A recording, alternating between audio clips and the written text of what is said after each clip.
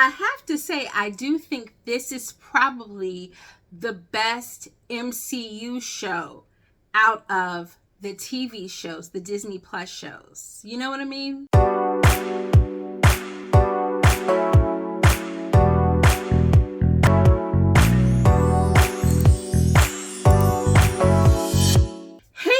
It's Kwana back again with another video. Hope you guys are doing awesome. Today I'm going to be talking all about Ms. Marvel season 1 episode 6, but also talking about the entire season.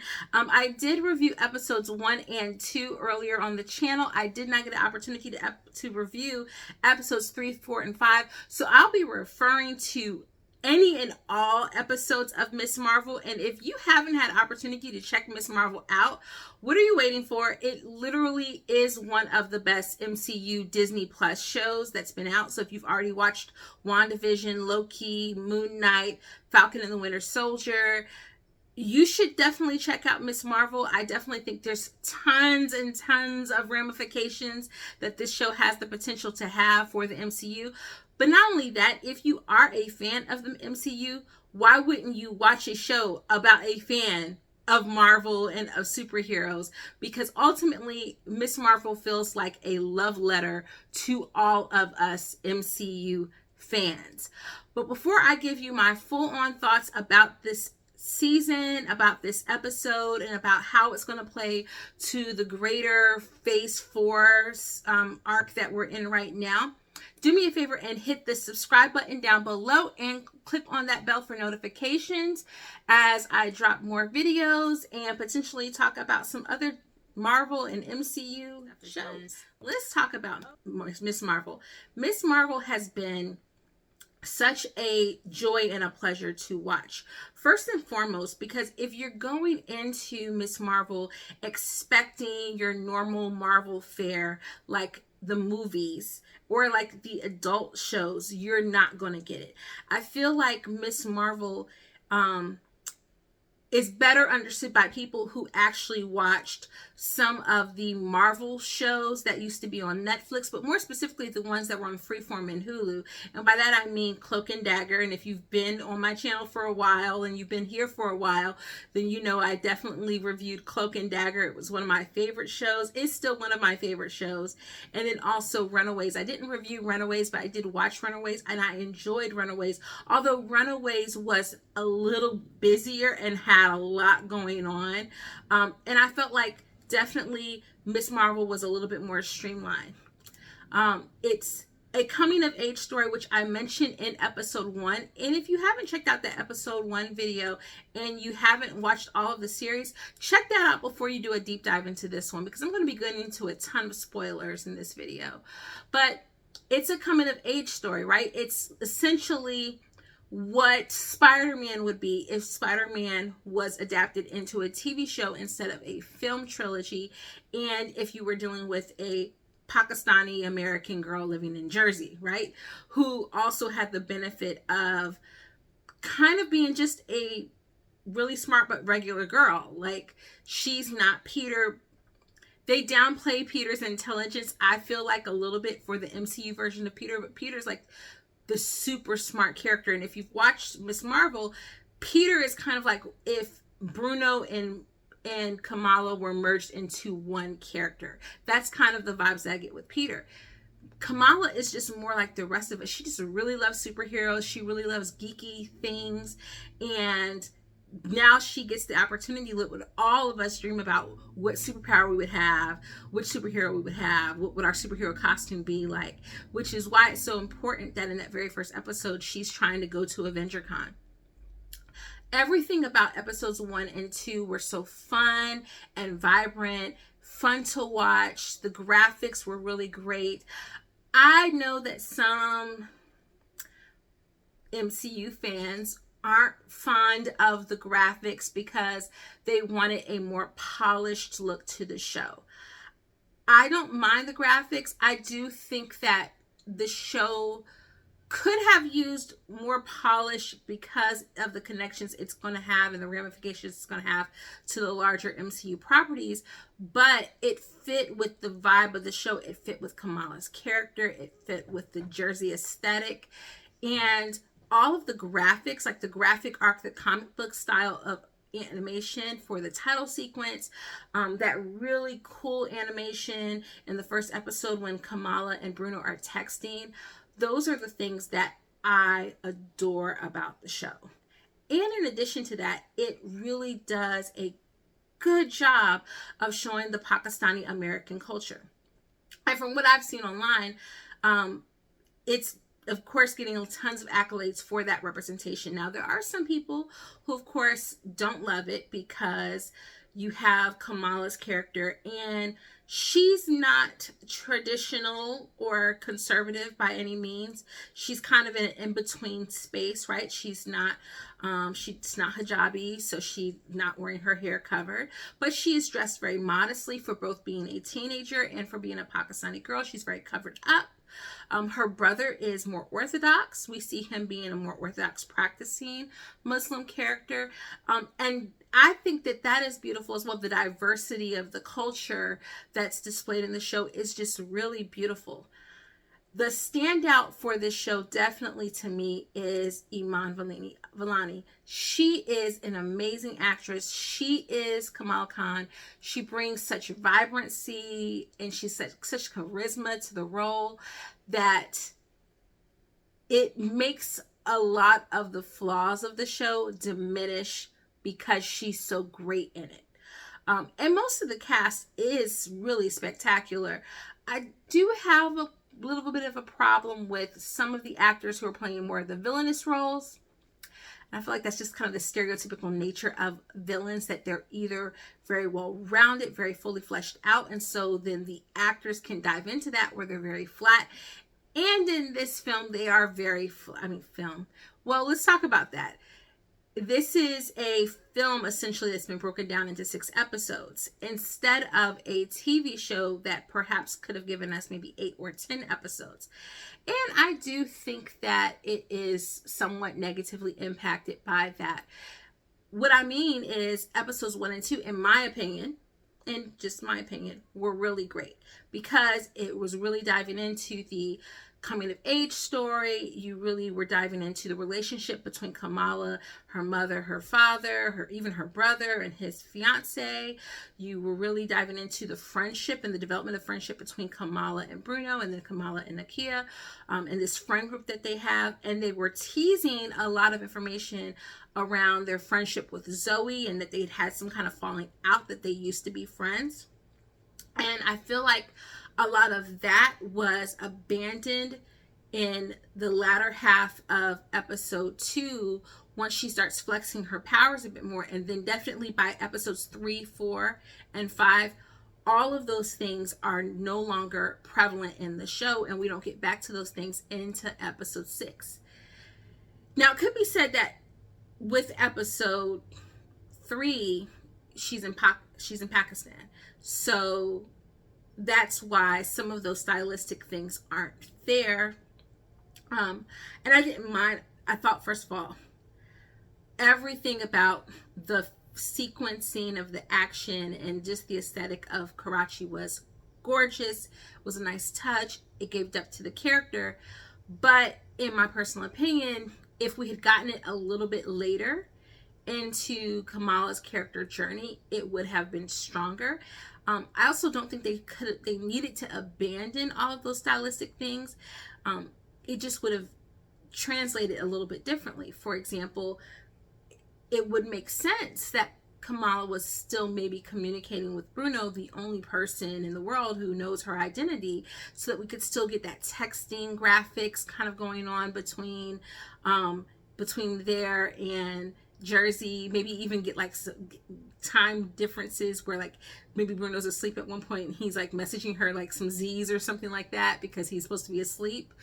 So there are just things like that that I felt like could have been carried throughout the whole show just to keep that character, because that all felt like a part of the character of the show.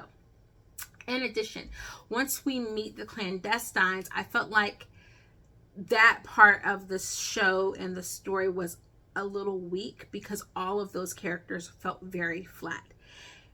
Okay, the rest of the clandestines, they're not really important, right? They're more or less named as henchmen. But once we're introduced to Nahima and Cameron, they should be more rounded, because they're going to be important to the story. They're important to Kamala's ancestral heritage. They're important to Kamala's story going forward. So I feel like they could have been more fully fleshed out and a little bit more well-rounded, especially when we get to episode 5 and Naima's death. When she makes the decision to sacrifice herself to help close the veil, and thus giving Cameron his extra surge of power that allows him to awaken his Noor within him or whatever, that was like very rushed. There wasn't really a moment where like she suddenly just repented for no reason. Like there was nothing that showcased why she should be repentant. She really was fully willing to leave her son behind with the Department of Damage Control so that she could chase after Kamala over in Pakistan. And then she's just like, oh yeah, okay, I'll sacrifice myself now. That just felt like it was an unearned win and a solution to getting her back home. And it just felt like it was almost unnecessary to have Cameron's surge of power in this season, and it could have been saved. I get that you want to build this as a one season complete contained story. Miss Marvel is going to go over to the Marvels and she'll be in that, and we don't know whether or not there'll be a second season of this, but I almost would have let Cameron's character still be in Damage Control. He could come back later and we could find him like struggling with these powers. It's just that storyline didn't feel fully fleshed out. It didn't feel earned. And from neither of those characters did I feel any kind of emotional work being done. The greater part of the story that I think could have come regardless of Cameron's inclusion is everything that happened in episode 6, but it could have been more directed toward Kamala and not Cameron. And what I mean by that, it's really hard to say those two names together sometimes because they're so similar. So I get a bit tongue-tied. But if Department of Damage Control was after Kamala, you still could have had them going to the mosque, leaving the mosque because she doesn't want to bring the Department of Damage Control onto her community. She doesn't want to harm them.